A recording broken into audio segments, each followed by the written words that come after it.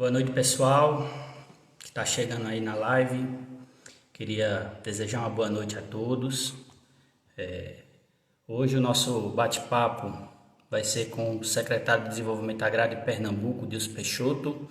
Já queria agradecer a todo mundo que está acompanhando a nossa live, que vai acompanhar a partir de agora, com a gente, mandando perguntas para enriquecer esse debate, esse bate-papo, na verdade, né, com o nosso secretário de Estado. Boa noite, secretário. Um prazer enorme estar recebendo o senhor aqui na nossa live. É um prazer. Boa noite, Ricardo. Prazer é meu também. E para a gente conversar aí um tempo sobre o que é que a gente tem feito e ouvir o que é que, assim, enfim, responder às interações dos nossos amigos internautas. É um prazer, Ricardo. Muito bem. Pessoal, para a gente conhecer um pouco da história de Dilson Peixoto, eu vou ler aqui um breve resumo. Dilson de Moura Peixoto Filho, 62 anos, se eu estiver errado, me corrija. Assumiu a nova Secretaria Fiz mais um. 63. Assumiu a nova Isso. Secretaria de Desenvolvimento Agrário de Pernambuco, pasta que engloba as vinculadas IPA, ITERP, ProRural, ADAGRO, SEASA. A transmissão de cargo do ex-secretário para o novo secretário, Dilson, ocorreu na manhã de 3 de janeiro de 2019. E Dilson Peixoto foi, né, secretário de Assuntos Institucionais do PT e coordenador executivo do gabinete do senador Humberto Costa. Foi presidente da CUT de Pernambuco, Central Única dos Trabalhadores em Pernambuco, foi vereador do Recife por 4 mandatos, sendo presidente da Câmara no biênio de 2020 e 2002. Também foi secretário de Serviços Públicos da Prefeitura do Recife, presidente do Consórcio Grande do Recife, secretário das Cidades e presidente da Empresa Pernambucana de Transporte Intermunicipal. Currículo bacana, né, senhor secretário? A gente tem trabalhado um pouquinho, Ricardo. Faz tempo. Muita experiência. Bacana. Hoje é o nosso secretário de Desenvolvimento Agrário e vai conversar com a gente vai fazer um bate-papo, né? A gente tem algumas perguntas que os internautas mandaram aí para a gente no decorrer da semana, da divulgação. Final, as ações da Secretaria de Desenvolvimento Agrário, mais especificamente. Queria fazer aqui uma contextualização, agradecer a sua participação e fazer uma contextualização aqui sobre a agricultura familiar, que vai ser a nossa temática, o nosso carro-chefe, né? Ontem, na Comissão de Agricultura, Pecuária e Política Rural da Assembleia Legislativa, foi nos passados os números da importância da agricultura familiar no Estado. 82% dos estabelecimentos rurais são voltados à agricultura familiar, né? 74% das pessoas ocupadas no campo é da agricultura familiar. A produção pecuária de bovinos, 62%, caprinos, 72%, ovinos, 71,8%, suínos, 61%, galinha, 34% vem da produção de base de agricultura familiar. Então, é muito importante, né? E a produção agrícola também, feijão, 85% que ocorre aqui na nossa região, secretário. Mandioca, 91% vem da agricultura familiar. Então, isso é uma força de um povo que é aí representada pela nossa Secretaria de Estado, aí, a de Desenvolvimento Agrário, que teve a mudança de nome, né? Antes tinha uma outra nomenclatura, né, secretário? Por que essa mudança? Bom, ela antes era a Secretaria da Agricultura e da Reforma Agrária. O governador, depois do processo de reeleição, no período em que ele ficou para preparar o novo secretariado, ele havia uma reivindicação, né, dos movimentos da criação de uma secretaria exclusiva da agricultura familiar. O governador achou importante criar um outro nome que desse exatamente a visão de que a secretaria ela tem um papel do desenvolvimento, né, não só da agricultura familiar, mas da agricultura como um todo. Então, daí surgiu essa nova nomenclatura que ficou desenvolvimento agrário, para pensar as políticas públicas que possam fazer com que os diversos setores da agricultura tenham alavancagem com apoio do poder público. Essa foi a ideia e foi aqui que prevaleceu. Bacana. Secretário, eu queria aqui abrir, a gente tem algumas, na verdade, foi proposições mais que os grupos de movimentos sociais acabam mandando para a gente, algumas coisas também que a gente defende.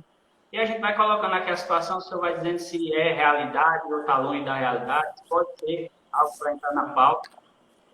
do Estado. Né? Tem a questão do IPA, né? Uma instituição muito importante que atende a agricultura familiar, e tem o problema agora da pandemia, é claro, que é uma desigualdade lamentável, mas diante da programação que tinha muita a necessidade de mais especialistas, né, nessa instituição, talvez a criação, ocorrer um concurso público, né, a quantidade de extensionistas que o IPA tem hoje, ele atende à necessidade do meio rural, secretário? Não, não. Inclusive, a gente perdeu, né, ao longo do ano passado, a gente perdeu profissionais porque boa parte deles fazia parte de um contrato temporário e que esse contrato chegou ao seu término, não podia mais ser prorrogado, porque já havia sido prorrogado, então a gente optou, quer dizer, teve que optar por buscar uma nova seleção simplificada.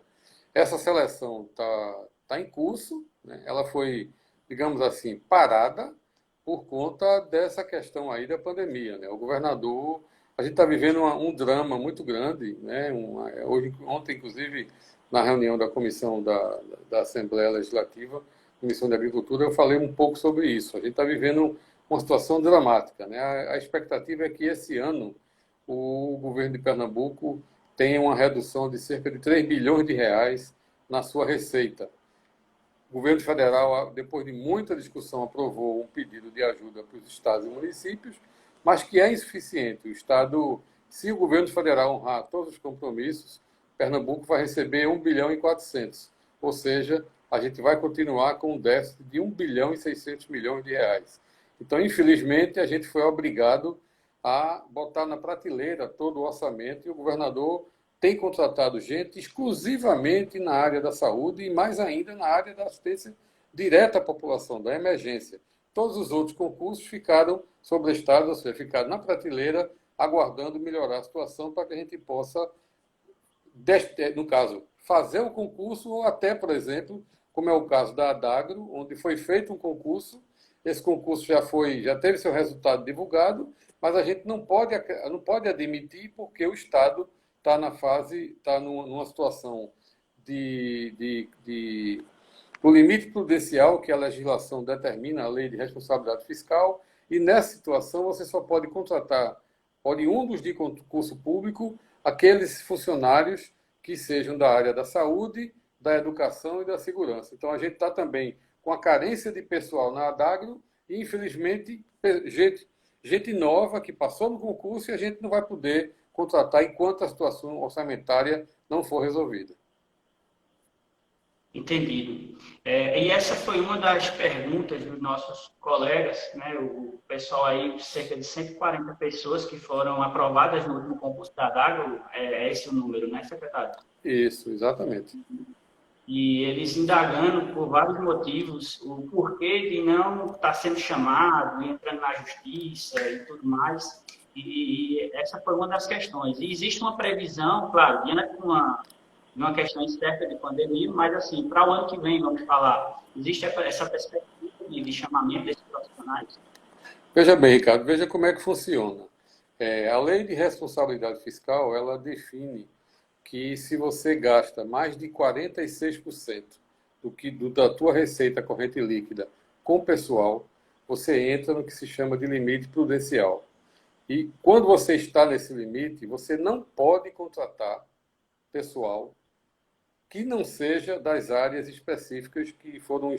A lei definiu que eram as áreas prioritárias, né? Saúde, educação e segurança. A gente tentou no Congresso Nacional, porque isso não é um debate estadual, já foi tentado junto ao Congresso Nacional para mudar esse conceito, por exemplo, saúde. Eu e muita gente acha, e é verdade, você deve concordar como alguém que trabalha nessa área, que o que a Adagro faz tem a ver com saúde.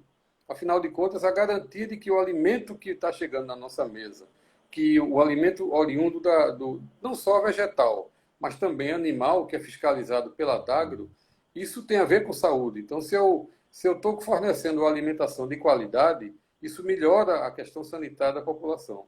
Mas, lamentavelmente, a lei federal não enxerga desse jeito. Então, a gente já tentou. Aí não é só Pernambuco. Existem agências do país todo e em vários estados da nação a gente vive essa questão do limite prudencial.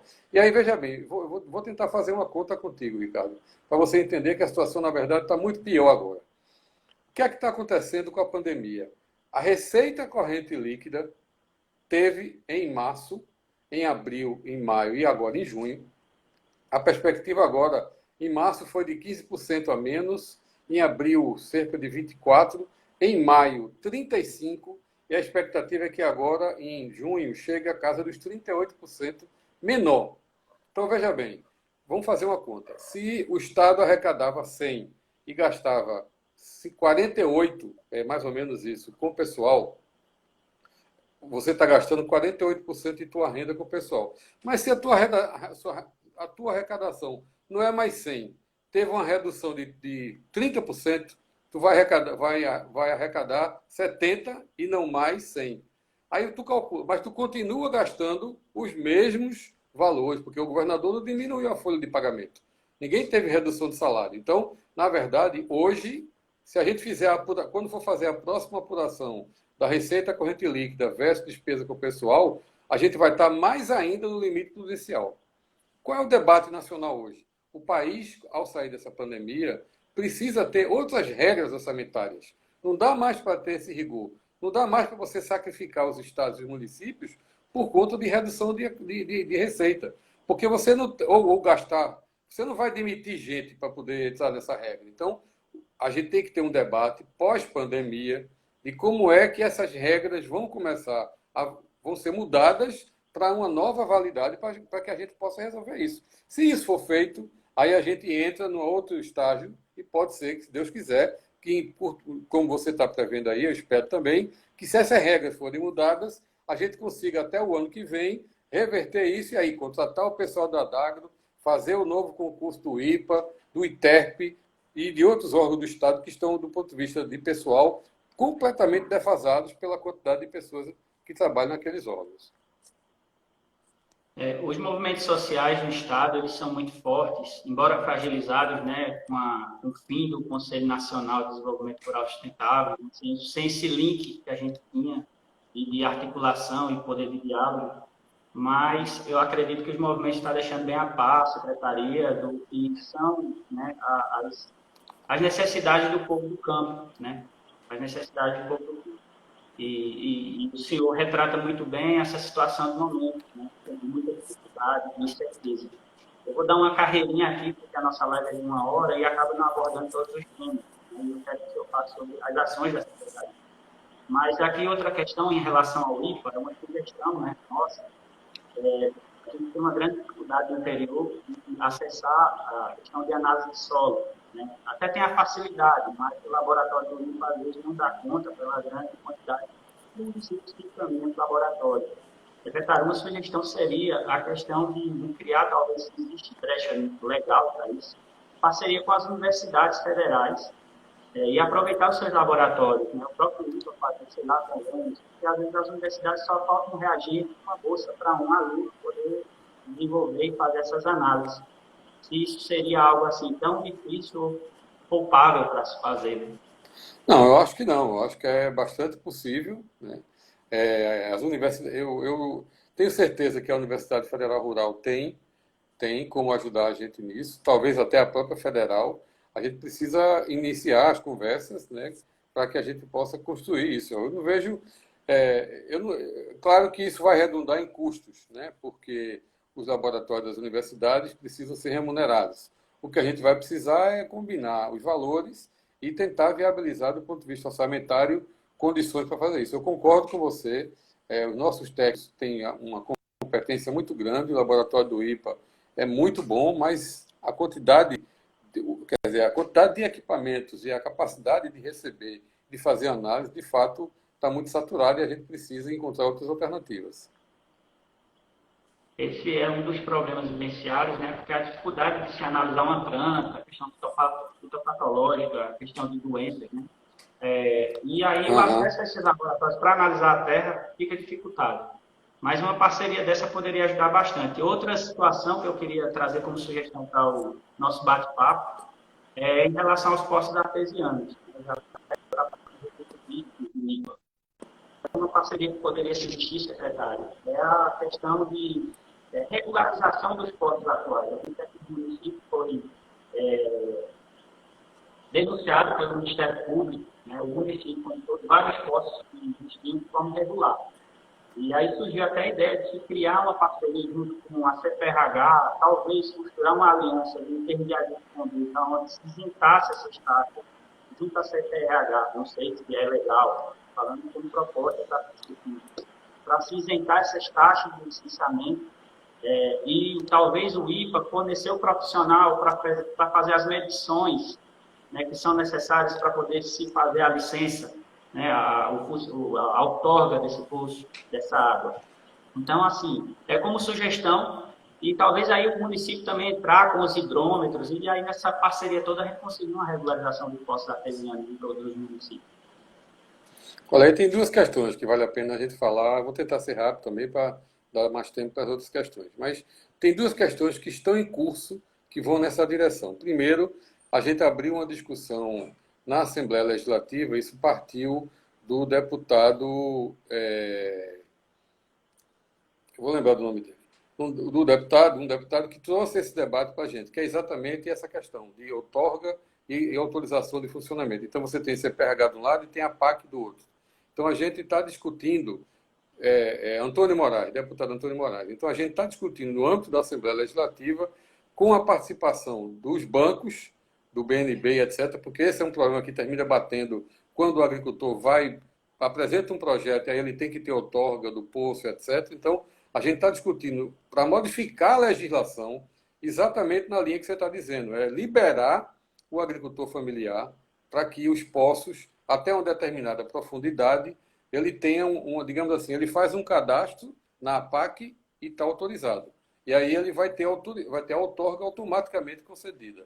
Esse é um detalhe importante. O outro é que a gente fez uma portaria conjunta, a nossa secretaria com a Secretaria de Recursos Hídricos, onde a gente está estabeleceu uma plataforma que está levantando todos os dados das fontes de água do Estado, principalmente para a agricultura, para que a gente possa ter todo um mecanismo de controle, porque a ideia é criar futuramente um órgão gestor que vá cuidar do saneamento rural.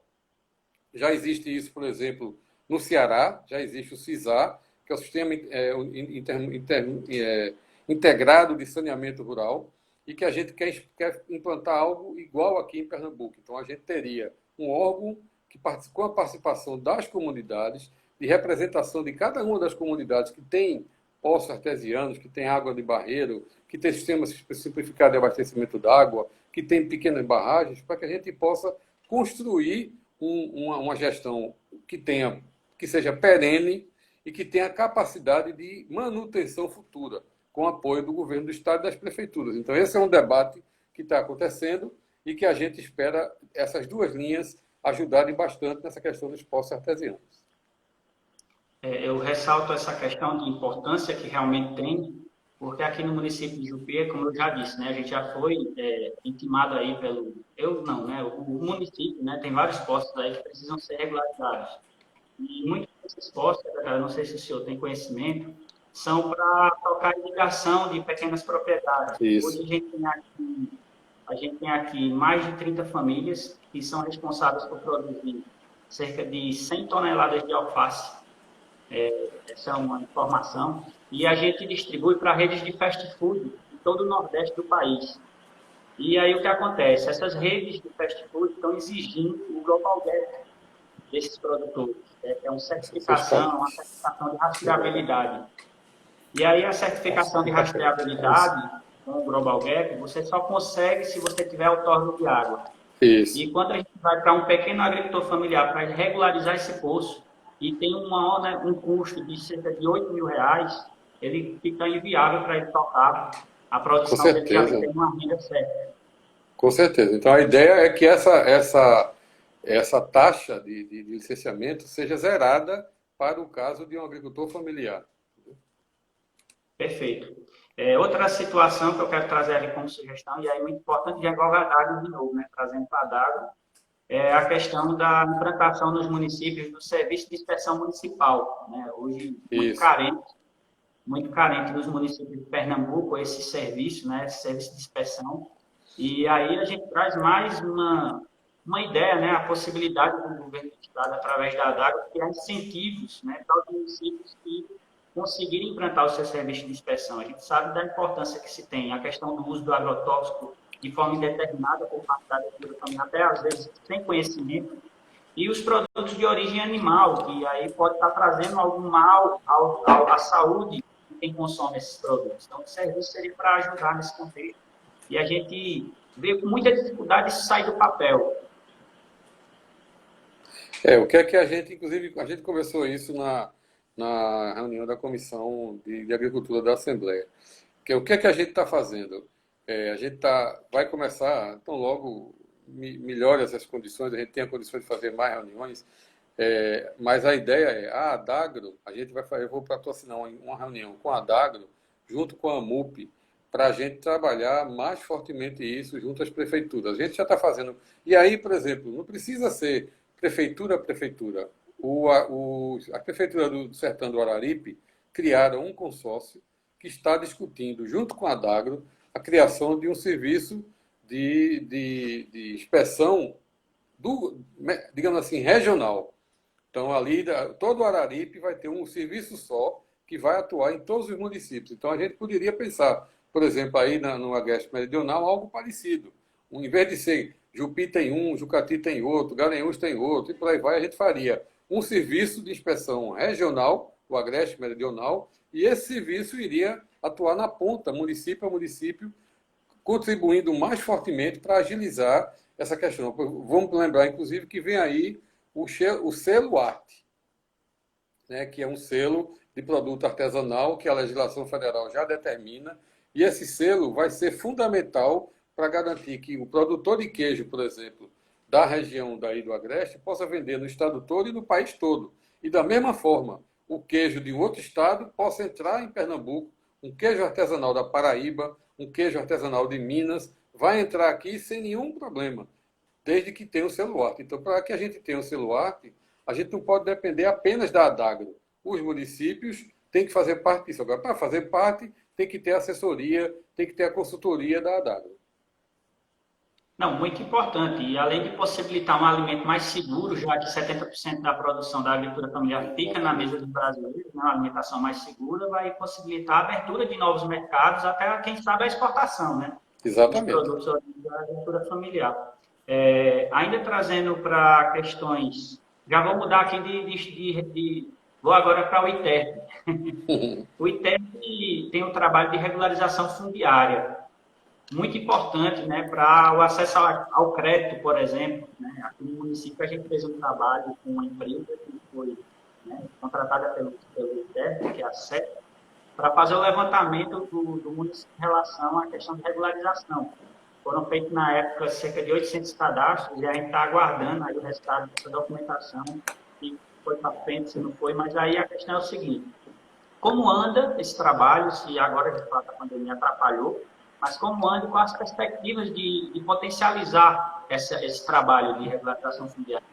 Bom, a perspectiva é essa, de potencializar. Inclusive, o governador, ano passado, lançou um programa chamado Propriedade Legal, onde ele articulou, onde foi juntado os serviços do ITERP, da PERPARTE e da SEAB, cuidando de todo o processo de regulamentação de propriedade de casas, de apartamentos, de sítios e de terrenos, quer dizer, no âmbito do estado de Pernambuco. Então, a gente estava gerando já estava engrenando com toda a sinergia, o pessoal da SEAB ajudando a gente ajudando o pessoal da PERPARTE, etc. A PERPARTE, por exemplo, estava com a possibilidade de fazer uma contratação grande de pessoal terceirizado, iria ceder uma parte desse pessoal para nos ajudar em fazer georreferenciamento, etc. Aí veio a pandemia, parou tudo, mas a gente está com essa meta, e a meta é exatamente de potencializar cada vez mais a quantidade de áreas que sejam regularizadas, para que a gente tenha, exatamente como você diz, o agricultor passa a ter o direito de posse real de sua terra, e com ele consegue financiamento, ele consegue, além da tranquilidade de que aquela terra efetivamente está em seu nome, devidamente registrada em cartório, sem qualquer custo para o agricultor. Existe esse trabalho aqui no município de Jupi, já em parceria com o Grande Terra, E a gente também está, o município, né, o prefeito Marcos Patrão, está prestes a lançar um decreto municipal, porque a questão da pandemia atrapalhou, para a regularização REURB, né, que é a regularização das propriedades dentro da cidade. Né? Aham. Então, em breve, isso aí vai se tornar realidade também aqui na cidade de Jucu. Mas voltando aqui para o assunto, eu quero trazer agora outra instituição imensamente importante, e aí foi várias perguntas que chegaram para a gente, secretário, sobre o Coral Rural. Qual é a história que o ProRural vai ter? Muito difícil. E qual é a história daqui para frente do ProRural? Se vai existir uma outra instituição, se ele for distinto, que vá suprir o seu trabalho muito relevante a toda a população do campo. Bom, vamos lá. Primeiro, inclusive aí na região tem um projeto importantíssimo que está sendo concluído, que é todo o maquinário para a Copaf, né, que vai garantir todo o processamento do feijão, secar o feijão, embalar o feijão, separar por qualidade, etc. Então, isso vai dar um salto de qualidade enorme na produção de feijão aí do território do feijão. Então, os equipamentos, você viu lá recentemente, mas os equipamentos estão lá, estão sendo instalados, e a ideia é que em julho terminam para que a gente possa inaugurar. E, se Deus quiser, eu espero que até lá a pandemia tenha diminuído e a gente tenha condições de inaugurar fisicamente. Se não, vai ter que botar para rodar e depois a gente faz uma visita. Mas isso e foi financiamento do ProRural. O ProRural, ele faz parte de um financiamento do Banco Mundial, que, no caso de Pernambuco, foi denominado ProRural. Esse financiamento ele tinha um prazo que se encerra agora, na verdade, encerrou em março. A gente conseguiu prorrogar, a princípio, em junho, e agora a gente está numa discussão, já está praticamente certo que consiga prorrogar até janeiro, até dia 31 de janeiro do ano que vem. Mas significa o seguinte, nessa prorrogação, nada novo pode entrar na carteira de financiamento. Tem que ser tudo que já tinha sido previsto anteriormente e que tenha condições de ser concluído até a data limite. Então, por exemplo, tem vários projetos que a gente está salvando se realmente for prorrogado até lá. Para fazer um novo financiamento, qual é o problema? Aí lá vai de novo me falar de questões financeiras. Qualquer financiamento externo que uma prefeitura ou que um governo do estado contrate, ele tem que passar pelo aval do governo federal. Esse aval do governo federal ele é dado sob determinadas condições. É como, por exemplo, se um amigo meu me pedir para ser avalista dele, eu vou olhar direitinho para ver se essa pessoa tem condições de pagar, porque senão eu não vou ser avalista. Porque se ele não pagar, quem vai pagar sou eu. Então é a mesma coisa. Só que o que é que acontece? Nesse país injusto como é o Brasil, existiam regras que regulavam isso. No governo Temer, houve uma mudança nessas regras para poder ajudar o estado de São Paulo, que tem um endividamento muito grande e não estava conseguindo passar nos critérios lá do Banco Central, do Ministério da Fazenda. Nessa mudança de critérios, eles, por exemplo, Pernambuco deve apenas metade do que arrecada, para você ter ideia. São Paulo deve 3 vezes o que arrecada. Aí eles acrescentaram um item chamado liquidez, que é o seguinte, é você ter dinheiro em caixa. Se eu não pago a quem eu devo, então eu tenho dinheiro. Certo? Então, se eu ganho R$1.000, devo 500, se eu não pago, eu tenho R$1.000 na conta. Foi o que aconteceu. Então, na fotografia daquele momento, São Paulo ficou bem, porque tinha dinheiro, e Pernambuco ficou mal, porque estava pagando regiamente a quem deve. Resultado, Pernambuco não tem mais, até mudar esse critério, ou resolver as regras desse critério da capacidade de pagamento para contrair um novo empréstimo. A gente tem um empréstimo pronto, tudo assinado, já tinha sido aprovado pelo Senado Federal, que é similar ao ProRural, que é com um outro financiamento, que é um órgão da Itália chamado FIDA, que iria atuar na Zona da Mata e no Agreste, exatamente com projetos naquele nível do Banco Rural, do Banco Mundial. Infelizmente, pegou no meio da situação. Então, eu consegui com o FIDA, depois que assumi, prorrogar até o ano que vem, para ver se até lá Pernambuco sai da capacidade de pagamento. Estava tudo certo se não tivesse essa pandemia. A Secretaria da Fazenda garantiu, inclusive para mim, para o diretor do banco, do FIDA e para o pessoal do Banco Mundial, que era mesmo, agora em julho, Pernambuco iria passar da capacidade de pagamento C para B. Com a B, você pode contrair empréstimos, mas aí veio a pandemia, o orçamento do Estado virou um pandemônio, então a gente não sabe exatamente o que é que vai dar depois dessa história do Covid. Se mudarem as regras, Pernambuco vai poder. Eu espero que mude, porque a gente vai precisar. O Estado brasileiro vai ter que voltar a ser financiado para poder resistir à pandemia. Então, se isso acontecer, a gente vai contratar com o FIDA, inclusive, novamente, um novo contrato com o Banco Mundial. Uma pergunta ainda sobre o Rural, muito bom saber, secretário, de todo esse planejamento, né, em torno dessa roupagem de instituição. Mas o senhor falou que perdura até janeiro, né? E aí, nesse caso, existem uns projetos de banheiros e cisternas.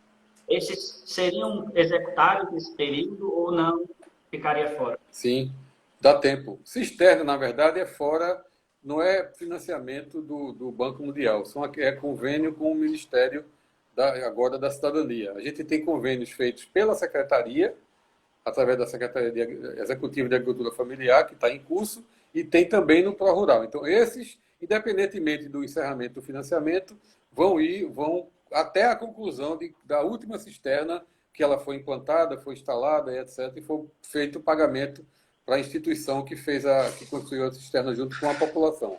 No caso de banheiros, sistema de abastecimento d'água, são projetos que dá tempo de serem licitados até o final do ano. Então, são sistemas como esse, pequenos, que a gente, com essa prorrogação, a gente não vai perdê-los. Mesmo com a pandemia, dá para tocar? Dá para tocar. Que boa notícia, secretário. Muito bem, parabéns. Eu vou trazer aqui agora para outra, eu abordei algumas instituições, eu vou abordar agora uma instituição que eu acho muito importante, que são as secretarias municipais de agricultura, que está bem próxima do homem e da mulher do campo. E aí, mais uma sugestão, né? A possibilidade de se criar, existe, né? A possibilidade de se criar um fundo para fortalecer os trabalhos das secretarias municipais, com parceria com o governo do Estado, né? Da Secretaria de Desenvolvimento Agrário. E, claro, não de só uma ida, né? Mas ir de vida, né? E dividir nos municípios também a implantação possível aí de equipe técnica, né? De todo um suporte para o homem, né? Não só liberar dinheiro e ser executado em outras atividades, por exemplo. Existe essa possibilidade, secretário? O que a gente vinha trabalhando com o conselho da secretaria, né, com o Zainha lá, com o nosso secretário, a gente estava trabalhando exatamente isso. A gente, junto com a MUP e junto com os secretários, a gente chegar a criar convênios que a gente consiga. Aí, para isso, precisava de orçamento, né? Então, esse ano, o que a gente tinha conversado com a Secretaria da Fazenda era começar a praticar isso. Ainda que não fosse grandes valores e tal, mas fazer um piloto, etc., que aí está na prateleira, aguardando a saída dessa história aí para a gente poder retomar. Vamos começar por Jupi, secretário. Isso, com certeza. Com certeza. Secretário, outra instituição muito importante que a gente vê ela fragilizada a cada dia que se passa, e aí reflexo da atuação, eu acredito também, do Governo Federal e ter acabado com o Conselho Nacional de Desenvolvimento Rural Sustentável, é os conselhos municipais, né? Os conselhos municipais de desenvolvimento rural sustentável. A gente tem uma carência daqueles eventos que tinham anualmente nos conselhos municipais, onde eles se reuniam, faziam uma troca de informação e construíam propostas para ajudar o poder público a tocar o barco, né? E aí a gente traz a sugestão da possibilidade da criação de um conselho territorial, né? A possibilidade de talvez articular a construção de um conselho territorial que possa dar suporte aos conselhos municipais e esse conselho territorial fosse mais próximo do conselho estadual, né? Para poder chegar na base, que são as associações. Às vezes fica muito distante os conselhos municipais do estadual, né? E aí talvez fosse uma sugestão que pudesse contribuir ao desenvolvimento de população de políticas públicas e tudo mais. Eu acho que a gente pode conversar com o Germano, porque nessa fase agora, nesse biênio, o Conselho está sendo presidido pela sociedade civil. E o nosso companheiro Germano Ferreira, que representa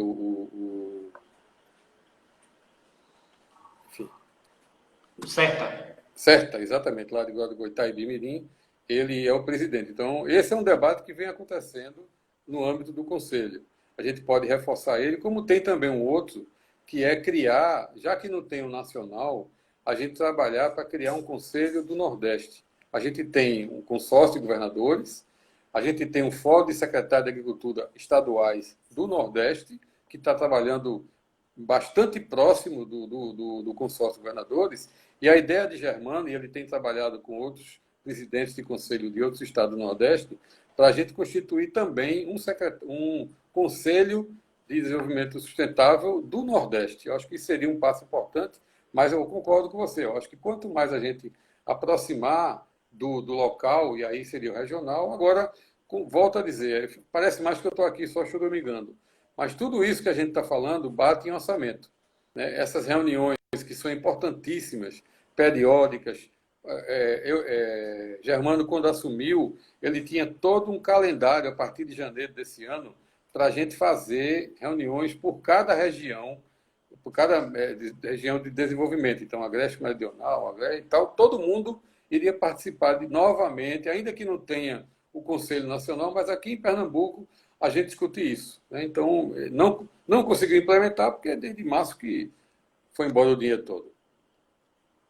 Não, não só, né? Não, com certeza. O orçamento é o coração, né? Sem receita não tem como trabalhar, é fato.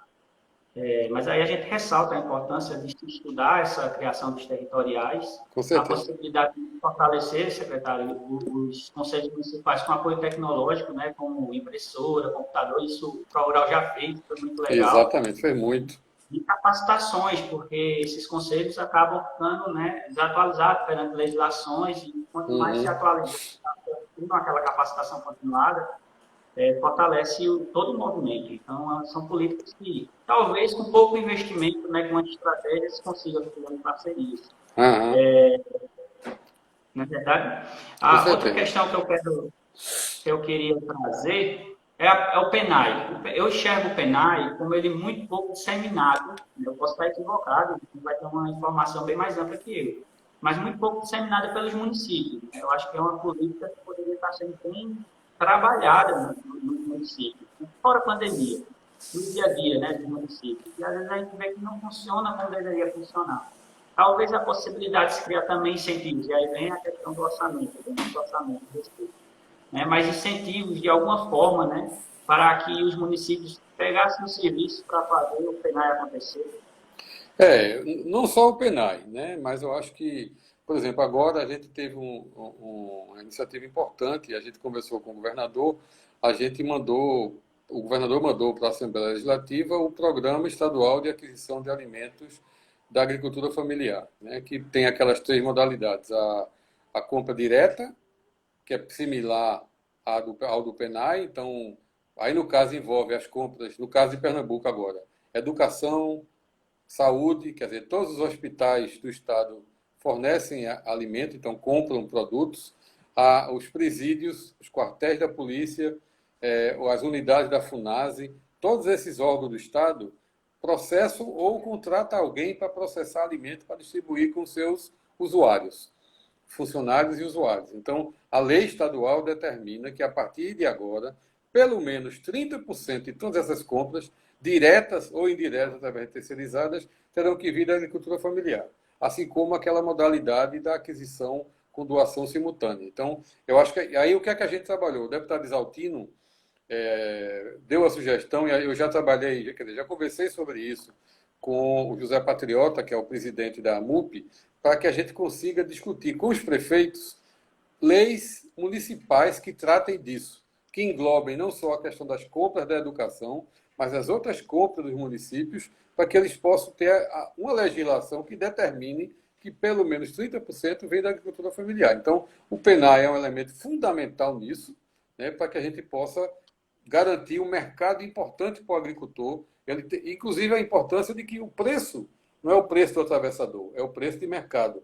Então, isso dá ao agricultor muito mais condições de melhorar as suas condições de vida e de plantar mais. Não, essa lei, ela foi fundamental, né, importantíssima. Eu queria parabenizar os parceiros do governo de Pernambuco, que fizeram isso tornar-se realidade, né? A Assembleia Legislativa do Estado, ela vai dentro da prática, de fato, ela vai revolucionar e apoiar muito o homem do campo. Já vem, né? Com Teve certeza. R$ 1 milhão que foi destinado já para a PAA, né, pelo governo do E tem Estado. Você mais pode 2 falar milhões e mais? meio agora. Tem R$ 1 milhão que já foi pago e já foi comprado, já foi distribuído.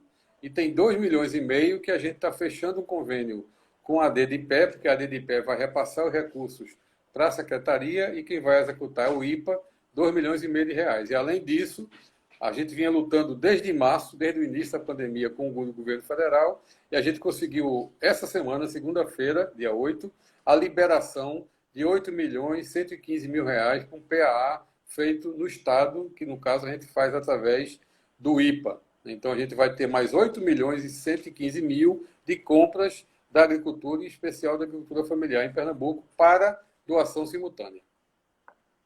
E essa compra é individual, né? Aquela compra que o agricultor se Exatamente. inscreve direto no CISPA, né? Exatamente, A exatamente. gente, a gente tem e também a Conab também está com um trabalho Também, de também, cadastrar as instituições, né?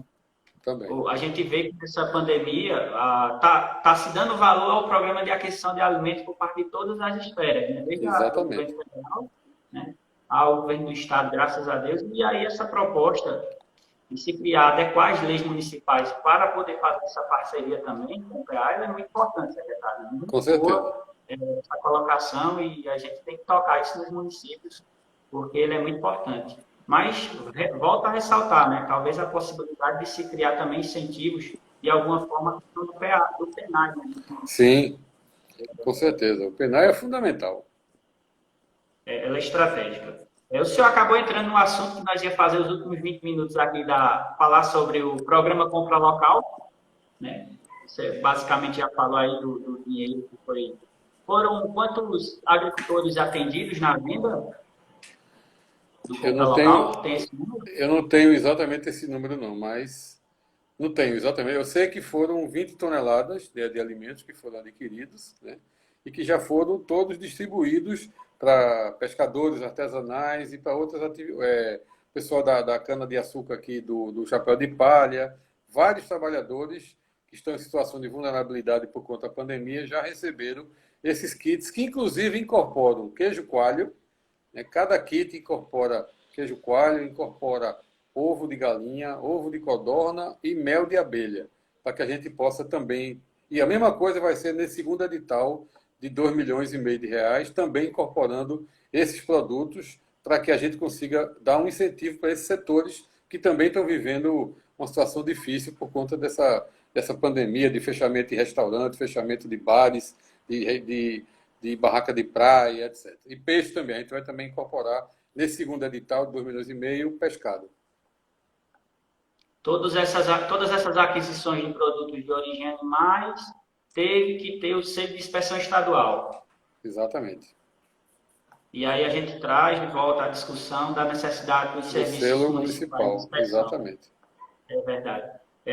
A gente tem nos municípios, no caso aqui da nossa região, Jupi, Jucati, Lajedo, Calçado, uma grande concentração de casas de farinha, secretário. Uhum. E no evento de Isso. Todos por Pernambuco, não sei se o senhor lembra, a gente conversou lá na Fazenda, no almoço posterior ao evento, onde a gente tratava daquela problemática daquele momento, né, da questão dos fechamentos das casas de farinha, o impacto que isso estava trazendo para os municípios, porque cada casa de farinha tem em torno de 50, 60 raspadeiras que precisam daquela montinha, né, daquele retorno daquele trabalho. E Jupi estava na iminência aí de se fechar e botar mais de 400 pessoas na rua. Então, o impacto no município seria enorme. E até a gente conversando, o senhor Reginaldo, né, Isso. e também o governador. E nessa roda de conversa, vocês falaram que ia tentar começar uma discussão acerca disso. Teve alguns eventos que vocês participaram, teve alguma evolução ou não? Deu uma estacionada essa A gente conversou com o pessoal do Ministério Público do Trabalho, né, que é quem estava à frente dessas operações, aí no Meridional e lá no Sertão do Araripe, e a gente conseguiu uma trégua, porque a gente está tentando, inclusive, a incorporar a Dagor e etc., o pessoal do IPA, para a gente poder ajudar nesse processo. E aí a gente conseguiu que eles dessem uma trégua, a gente assumindo a responsabilidade de que a gente iria trabalhar nisso, e aí lá vai de novo, né, falar da pandemia, né? Porque aí a gente precisa ter a presença física do nosso pessoal, né? E o nosso pessoal do IPA, até por conta da ausência de concurso, a gente tem muita gente no IPA que está digamos assim, na faixa de risco, né? Então a gente botou esse pessoal para ficar em casa trabalhando remotamente, né? Então a gente está tendo dificuldade de fazer o atendimento presencial aos agricultores e etc. Mas a gente vai ter que rapidamente, assim que for aliviando essa questão, retomar, porque é fundamental a garantia dessas casas de farinha funcionando sem problema. A gente tem algumas particularidades, né, que aí vem na parte de produção, que aí vai envolver o IPA, né, com assistência técnica. Com certeza. Mas a gente, infelizmente, as grandes casas de farinha acabam comprando a produção de outras regiões, né, porque tem uma produção melhor, esse produto, matéria-prima de farinha, e compram menos do nosso agricultor local. E aí vê que existe a necessidade de trabalhar assistência técnica para poder fazer uma melhor produtividade no campo de uma variedade de mandioca que tenha um melhor rendimento, né, de farinha, para que atraia essas casas de farinha a comprar. Mas essas casas de farinha são muito importantes na economia do município, porque geram emprego. Com certeza. Essas casas de farinha são mais localizadas na cidade. Um município de 15 mil habitantes como Jupi, a gente tem mais de 400 raspadeiras, isso da cidade, né? Imagina. Casas de farinha estavam sendo. Então, elas são importantíssimas para a nossa economia local. Com certeza. É necessário se ter um carinho enorme por elas. A gente identificou também, secretário, algum estudo que a gente fez aqui no município, que nós temos na zona rural mais de 40 casas de farinhas. Então, essas 40 casas de farinha aqui consomem a mandioca do nosso município, do nosso agricultor. São mais, como eu posso dizer, artesanais, e consome mais nosso produto local. E aí a necessidade do extensionista, né? A valorização do extensionista do IPA, né? Com salários melhores, né? E apoio de transporte, informática, para que eles possam fazer um trabalho de extensão que o trabalhador necessita, né? E aí eu vou trazer para questões eu vou voltar agora para a questão aqui, trazendo para o GTG, né? Tem o GTG do feijão, mas a gente também tem GTG de raízes e tubérculos. E muito importante, essas políticas das cadeias produtivas, que era tocada pelo Estado, e é tocada pelo Estado, a prova é a Cooperativa de São João, que já está recebendo as suas máquinas, a expectativa é que nesse ano ainda, já o Ricardo Jucá deve estar aqui acompanhando a live, e esse ano possa beneficiar feijão já dos agricultores do nosso entorno, aqui do município de Jupi. São 11 municípios que estão no território. Primeiro, eu queria agradecer imensamente, porque isso vai trazer um grande desenvolvimento. E, mais uma vez, eu trago aqui a importância de se mobilizar o IPA, secretário, para a questão de gestão da cooperativa. Né? Não tem tanta experiência, os nossos trabalhadores não têm tanta experiência. Isso. Então, a gestão ela é fundamental para o negócio não empancar logo no primeiro ano. Né? Com certeza. A gente vai se aproximar, colar, na verdade já está, né? O pessoal do IPA dessa região trabalha muito isso, mas é a gente dar mais condições para que esse processo de gestão, de fato, é a pedra de toque. Se a gente não tiver... os equipamentos são da primeira linha. Né? Equipamentos não existe mais moderno. Então, a gente está colocando ali, com recursos do Banco Mundial e do Estado de Pernambuco, e que a gente precisa dar condições para aquele equipamento, de fato, ter durabilidade, ter condições de pagar direito aos fornecedores, aos agricultores, etc., e de ter capacidade de gestão. Então, isso aí a gente vai trabalhar em parceria com o pessoal da Organização de Cooperativas, para que a gente possa ajudar, enquanto os extensionistas do IPA de um lado e o SEBRAE do outro também, a própria Organização das Cooperativas, para que a gente tenha condições de dar digamos assim, fornecer os instrumentos para que a gestão efetivamente seja bem feita. Verdade, muito importante todas essas ações, né? Já que a gente teve tanta dificuldade, mas teve a construção do prédio, né? Desde da primeira gestão Paulo Câmara, teve a construção da unidade, depois as máquinas, teve o caminhão, teve a capistrada, e por uma falta, claro que eu queria até saudar o companheiro Paulo, presidente da cooperativa, o seu Antônio, que é o presidente do coordenador do GTG, pessoas competentíssimas e, assim, que são aguerridas. Pega no serviço, secretário, e Uhum. faz o melhor que pode para carregar nas costas todo esse trabalho que está sendo desenvolvido lá, junto com o Ricardo Jucá, Cida, todo o time ali do Pro Rural, né? Tem que enaltecer o trabalho desse time aí, que foram perseverantes. Quando todo mundo aqui estava já desanimando, eles continuaram e meteram o pé nesse serviço aí, Com certeza. fazer as coisas acontecer como estão acontecendo. Queria trazer, já que a gente falou do GTG de feijão, raiz do tempo, a importância do programa Campo Novo. Né? Se eu puder falar um pouco sobre a questão das sementes. É, esse é um programa que a gente considera extremamente importante. Desde o início, quando a gente assumiu a secretaria, isso já acontecia, né? A gente está buscando, digamos assim, encorpar mais uma quantidade maior de sementes agora e começar a trabalhar, por exemplo, com as máquinas funcionando lá da Copaf, a gente vai incorporar a Copaf para que a gente possa comprar sementes de feijão, né? Então, para que a gente possa também trazer perto da agricultura familiar. E, por outro lado, a gente trabalhou, infelizmente, por o agreste, por conta da pandemia, da demora da gente ter definição orçamentária e etc., e até das empresas terem condições de trazer as sementes, a gente atrasou, né? O ano passado a gente entregou na hora certa no agreste, no início desse ano, em janeiro, a gente foi para o sertão para distribuir sementes, e o que eu mais ouvia é dos agricultores e os radialistas que nos entrevistavam, dizendo que nunca tinha visto semente chegar no sertão em janeiro. E a gente chegou. Esse ano, a gente queria ter chegado em março para o Agreste, né? Agreste e Zona da Mata. Mesmo, enfim, Agreste e Zona da Mata. Não deu. A gente está chegando agora. Você começou a chegar alguns dias atrás e a expectativa é terminar até o final da próxima semana. Atrasou, mas a gente fez questão de... Também a quantidade não é a que a gente queria. A gente já queria esse ano já começar a trazer a questão dos bancos de semente crioula, que a gente não conseguiu orçamento para isso, mas isso está no nosso radar para que a gente possa começar a ir trabalhando. Então, a gente está distribuindo só aí no território do feijão 55 toneladas de feijão, de sementes, né, para que a gente possa garantir a semente. Né? Só aí em Jupi serão 3 toneladas de milho, já deve ter sido entrega, vai chegar ainda, não sei se já chegou também, 3 toneladas de feijão e também de sorgo. A gente está querendo entregar um pouco de sorgo, principalmente para aqueles criadores de animais. Né? Além disso, a gente iniciou no Sertão um programa de incentivo ao plantio da palma, como alimento do rebanho. Então, a gente está trabalhando isso e está querendo trabalhar ao longo desse processo aí, aproveitar o inverno para que a gente tenha também palmas a serem distribuídas também para o pecuarista da região aí do Agreste. Muito bom, secretário. Sabe, ainda não chegou aqui no município, mas, Reginaldo, na live da semana passada, nos garantiu que ainda essa semana Isso. chegaria no município de Jupi, dentro das previsões, né? Infelizmente, por conta da pandemia, a gente teve mais esse atraso aí, por conta dessa bendita, né?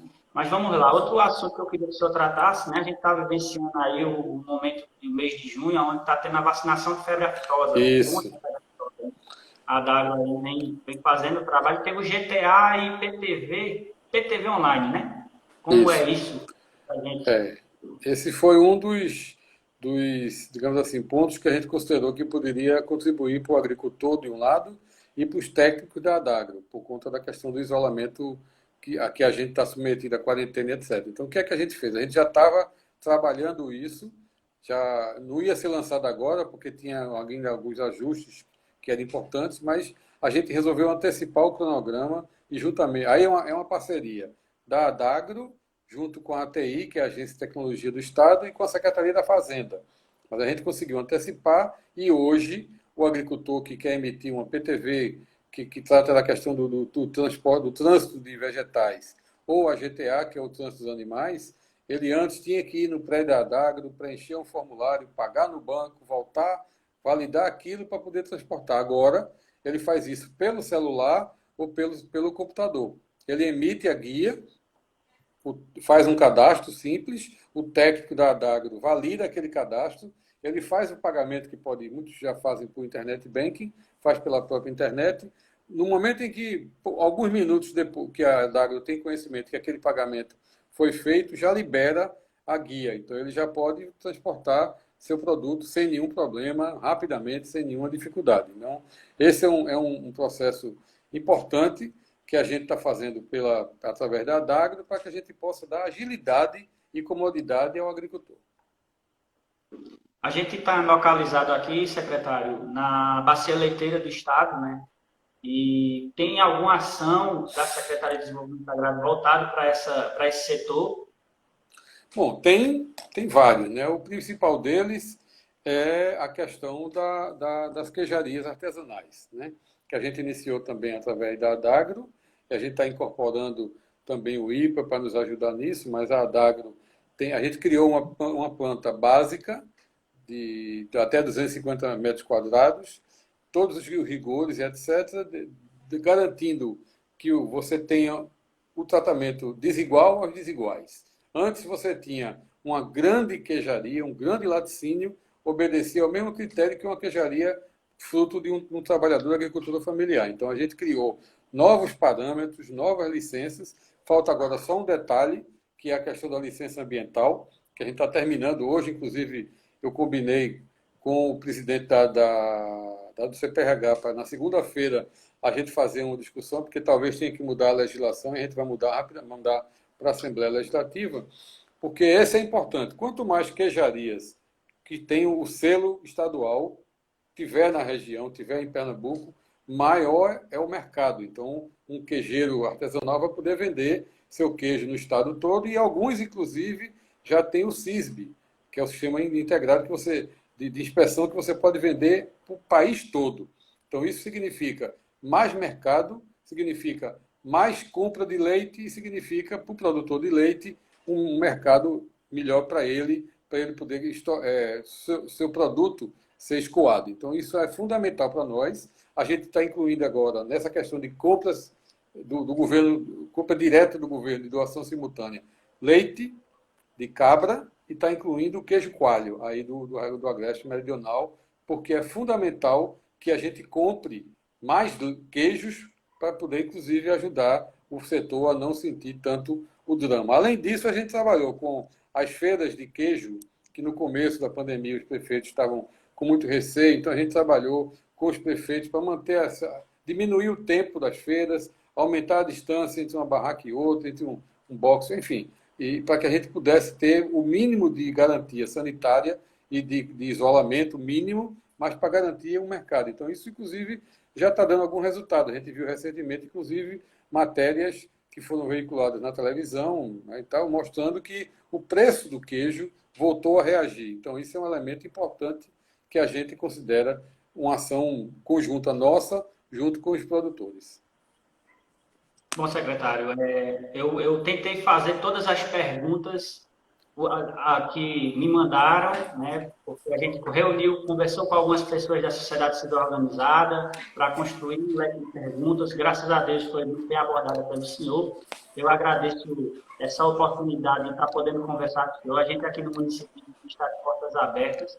Queria que o senhor fizesse suas considerações finais e seja bem-vindo a conhecer a nossa terra aqui no município. Ok, Ricardo, obrigado. Eu queria deixar um abraço para o prefeito, para o meu amigo Marcos, né, para você e para todos que fazem a prefeitura, e para os agricultores familiares, que são a razão de ser importante da nossa secretaria. Então, o governador tem sido muito parceiro nosso, Paulo Câmara tem entendido cada vez mais a importância da agricultura familiar, e é exatamente junto com ele, junto com os demais membros do governo, com os nossos companheiros do IPA, da Adagro, do ITEP, que a gente tem atuado fortemente, de maneira unitária, para contribuir com a agricultura familiar. Muito obrigado, Ricardo. Nós estamos à disposição. Um abraço. Abraço. Queria pedir desculpa a todas as pessoas que mandaram pergunta no decorrer da conversa, porque a gente tinha muita pauta para seguir, e se a gente fosse liberar os comentários, a gente não iria conseguir abranger todo o cronograma de perguntas que a gente construiu. Queria agradecer ao senhor Peixoto, a todo o governo do estado de Pernambuco, que vem apoiando a agricultura familiar nesse momento de dificuldade. Olhem para os nossos agricultores familiares, porque eles merecem toda a atenção do mundo. E boa noite e volte sempre. Um abraço, amigo. Tchau. Tchau, tchau.